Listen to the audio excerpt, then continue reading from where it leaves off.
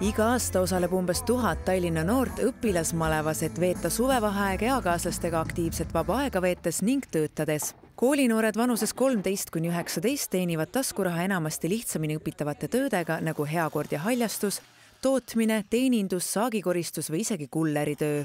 Tänavu on konkurents sellistele aladele aga ilmselt veidi suurem. Selleks, et siis seda tööd oleks pakkuda noortele malevas, üldse maleva kohti, siis me otsime siis tööandjaid, kes siis peaks olema huvitatud sellest, et suvisel ajal noortele anda tööd.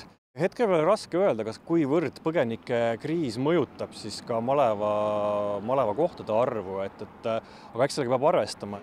Aastad on näidanud, et tööandjad saavad endale malevlaste näol energilised ja tublid töölised ning noored õpivad hindama tööd ja väärtustama enda teenitud raha. Mitmed Tallinna linnaasutused ja eraettevõtted on juba saanud positiivsete kogemuste osaliseks. Töölised olid väga tublid.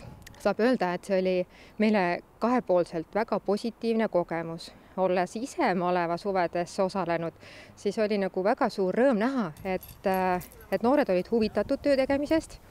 Nad tulid väga hästi toime, jõudsid tööd vajalikul ajal kõik valmis ja nende põhitegevus oli suur õueala, mis meil on, selle hea korra tööd. Riisumine, okste vedu. Lisaks nii-öelda tavapärastele malevatöödele on osad ettevõtted leidnud noortele rakendust ka näiteks teeninduse valdkonnas. Meil malevlased on nüüd 4. suve see aasta, nii et oleme juba kogenud malevlaste vastuvõtjad.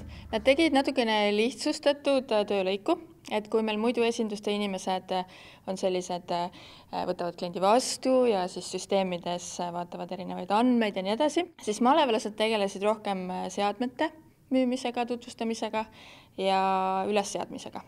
Esmakordsetele tööpakkujatele annab malev protsessi kohta ka nõu ning noorte tegemisi koordineerib rühmajuht, kes vajadusel neid ka toetab ja abistab.